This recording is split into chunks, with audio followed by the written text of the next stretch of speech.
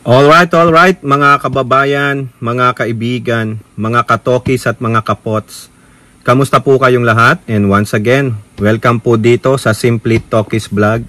Tayo po ay magbibigay ng maiksing komento, opinion at reaksyon sa mga mainit na usaping pangpolitika sa ating bansa. Pag-usapan natin mga kababayan, ito pong sinabi ng inyong Pangulong Bongbong Marcos tungkol po dito sa kinalabasan ng impeachment case ni Sara Tocmol Pusit Duterte na ginawa po ng inyong walang kwentang Senado at Korte Suprema.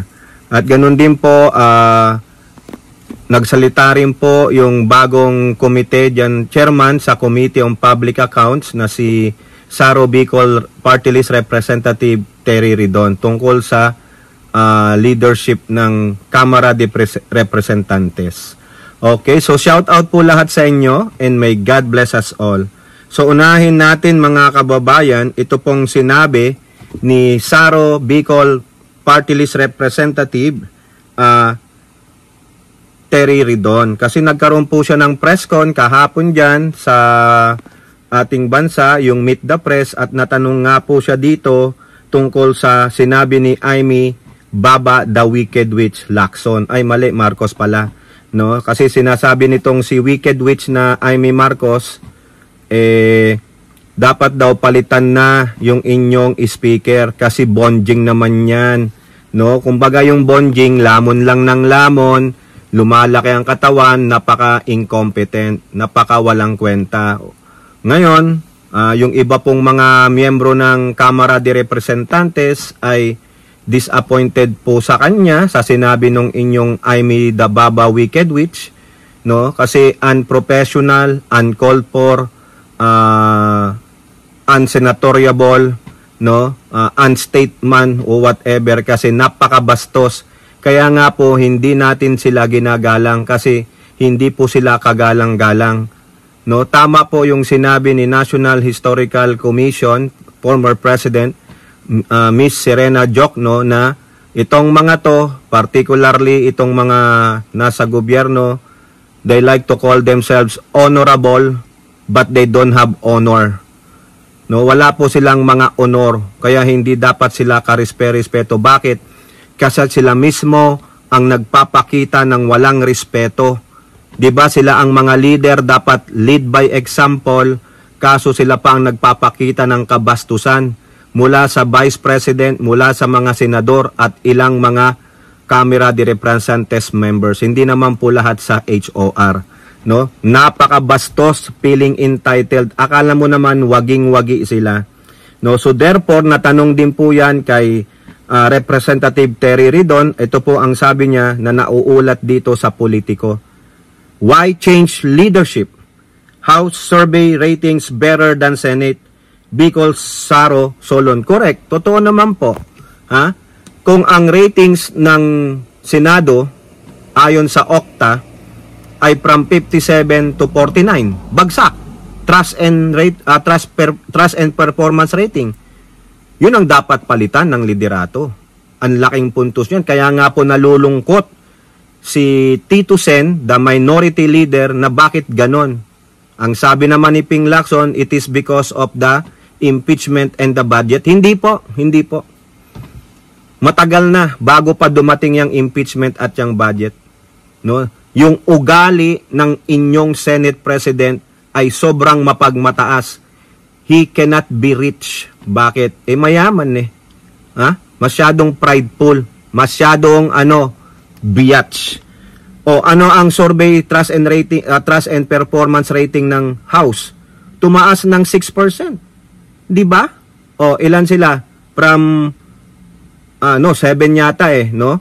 49 to 57, nabaliktad po mga kababayan, mga ganon, no? So dito sinasabi ni Ridon, ito po, he said that the House of Representatives under Speaker Martin Romualdez has better public trust and satisfaction ratings than the Senate. Ridon, chairperson of the House Committee on Public Accounts, made the statement after Senator Amy Baba Marcos called for a leadership change in the House during the Senate's voting on the motion. Quote, there is no reason to change the House leadership if it remains fully committed to the ensuring accountability from high public officials through impeachment and other lawful proceedings. He said the House better performance is proof that steady, consistent work under Romualdez has not gone unnoticed by the Filipino public. Correct. The Octa survey numbers reflect that for the first time in recent memory, the House has surpassed the Senate in public trust and performance ratings. That's not just a fluke. That's hard work in action. Correct po. Totoo po yung sinasabi ni Ridon kasi iyan din po ang ineko ni Tito Soto. First time daw po na mas mataas pa ang trust and performance rating ng HOR kaysa sa Senado. O ayan, kaya nga po nalulungkot si Tito Soto because of what? Incompetent leadership. At yung mga tauhan, sunod-sunuran. Bakit?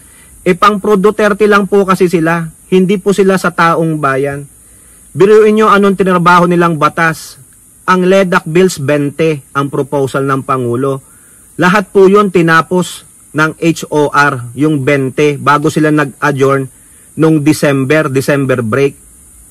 Pinorward lahat sa Senado. Anong ginawa ng Senado? Puro kwentuhan lang, puro hearing lang, puro mukbang lang po, ganon, oo. In aid of legislation, motu proprio hearing, wala naman silang nagawa. Diba? Pag grandstanding lang.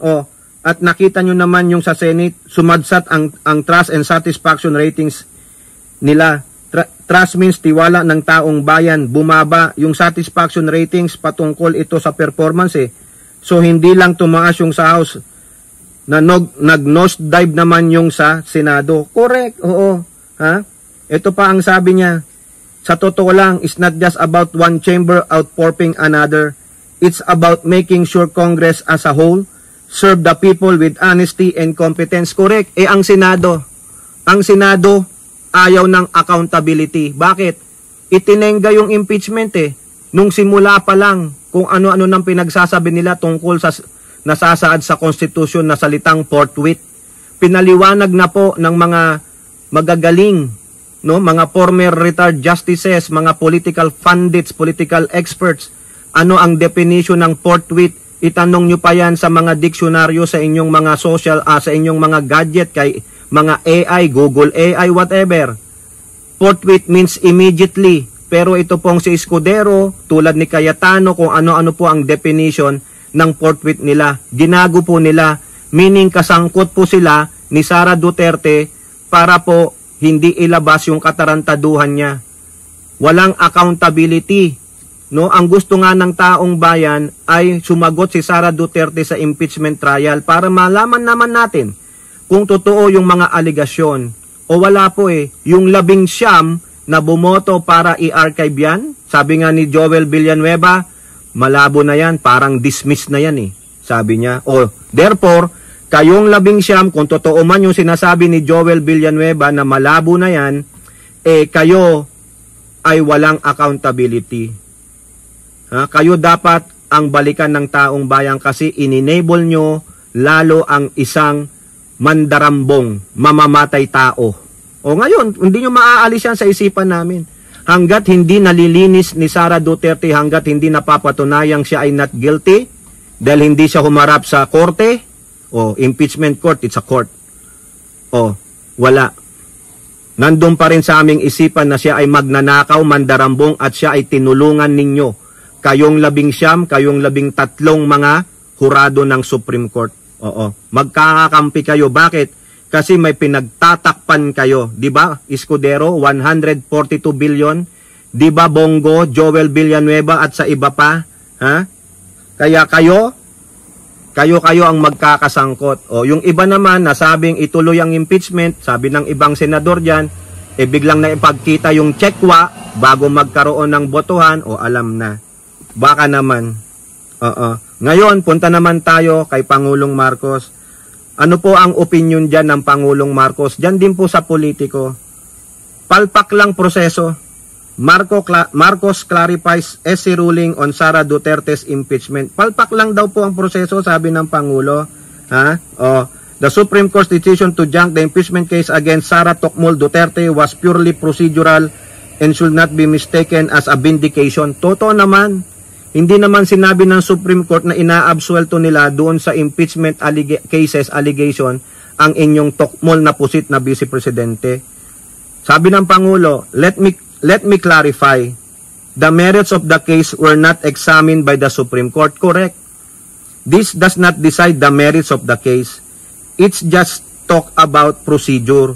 So the procedure was faulty, was lacking. So yun na ang assessment ng Supreme Court. Okay? The President reiterated there has been no trial and no debate on the allegations. Again, there was no trial. So the merits of the case has not been examined, tried, adjudicated, argued, discussed. So accountability just doesn't come into it. Correct. People have to understand it is procedural question. Sinabi, mali yung date. Hindi tama ang pagkakagawa ng House. Walang kinalaman doon sa laman ng impeachment complaint. Kung hindi, kung paano yung pagkakahandle ng impeachment. The President said the Supreme Court ruling only found errors in the House of Representatives handled the procedures, including wrong dates and lapses in compliance with the Constitution 1-year ban. He also distanced the palace from the controversy. I kept telling you, the executive has no role in this. The President has no role. I'm an impeachable officer. I cannot involve myself in any of this. So it's really the Supreme Court, the Senate, and the House. Opo, totoo po yun. So wala pong kinalaman ng ating Pangulo dyan o ang inyong Pangulo, mga kababayan. No? So walang mangsisisi, pero yung iba sinisisi ang Pangulo. Dapat nakialam ka na kasi nagsasabuatan ang Senado at ang Korte Suprema.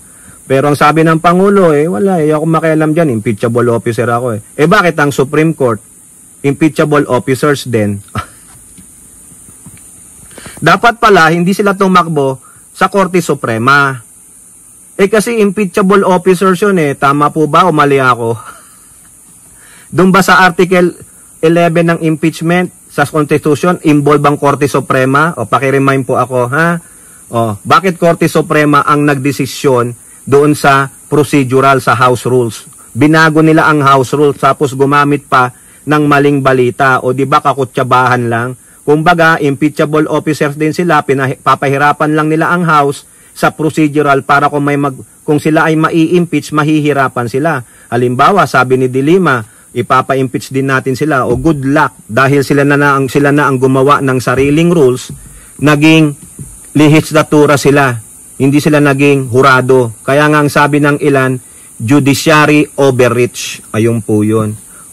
So procedure lang, pero nagpaliwanag naman po ang House, Pangulong Marcos, sa palagay ko umaayon naman po ako sa doon po sa sinabi ng House sa kanilang motion for reconsideration. Detalyado po O di ba? O kayo po, ano pong inyong masasabi? Comment down below and don't forget to like and share. Hope to see you in the next videos. Bye-bye. God bless.